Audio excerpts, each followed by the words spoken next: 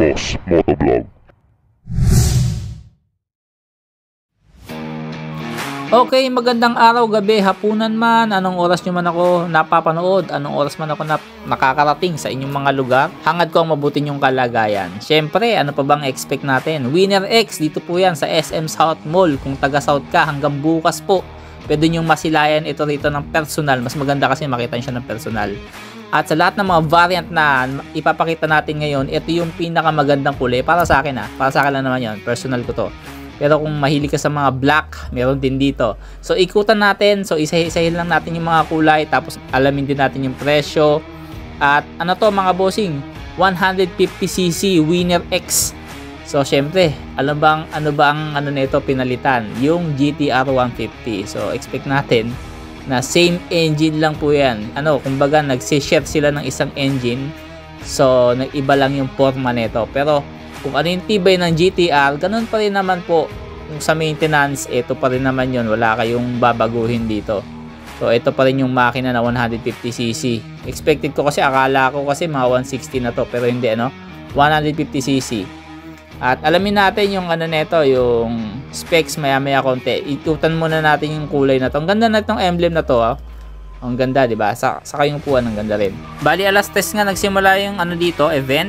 Nakarating na kasi ako mga 4:30 na no mga time na yan. So inedit ko lang to saglit para makita nyo agad kasi alam ko marami talagang nag-aantay nito sa social media na dumating, at ang dami rin na naghahangad na magkaroon kahit nung nasa ibang bansa pa to.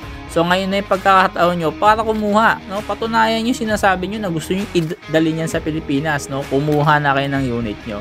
So yung pula na yon mga bossing, premium yan. So meron tayong tatlong variant pala dito para sa kaalaman nyo lang po mga bossing. Meron tayong standard version, premium, at yung racing version. So tatlong variant po yan. So itong nakikita nyo ngayon, ito ay standard version, hindi po siya naka-ABS.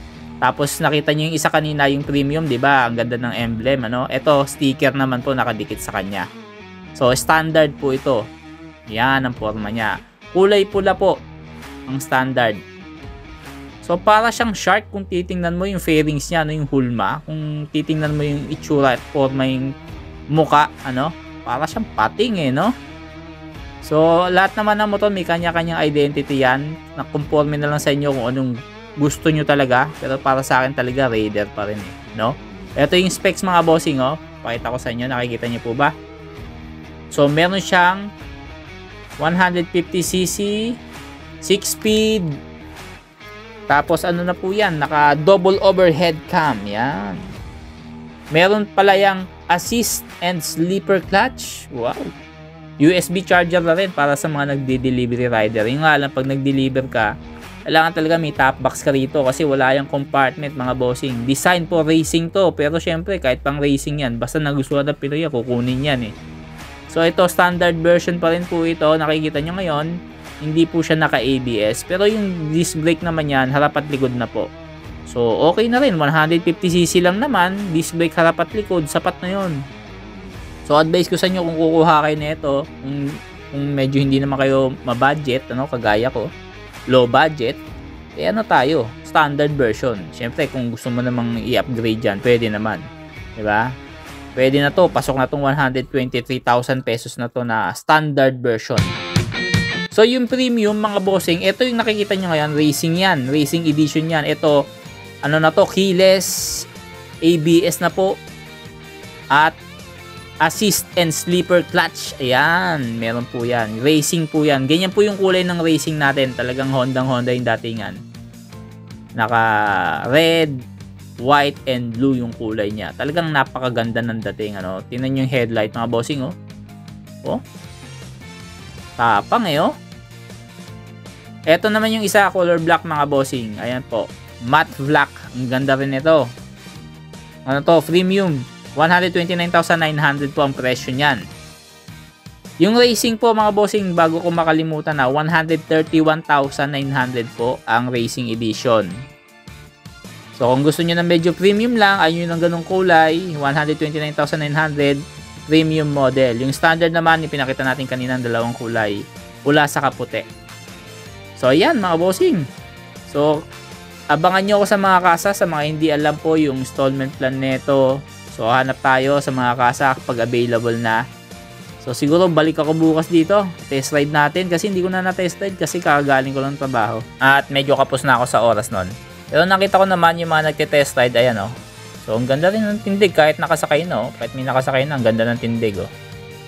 So Sabado ngayon, at hanggang bukas po, Linggo, kung malapit lang po kayo sa South o kahit malayo kayo at gusto nyo makita ng personal, mas maganda sadyain nyo na po dito mga bossing. Mas maganda kasi kung kukuha ka ng motor, hindi napapanood mo lang mas maganda yung personal mo, nakikita siya at nahawakan mo. So kagaya niya, nalapitan natin kitang kita ko na.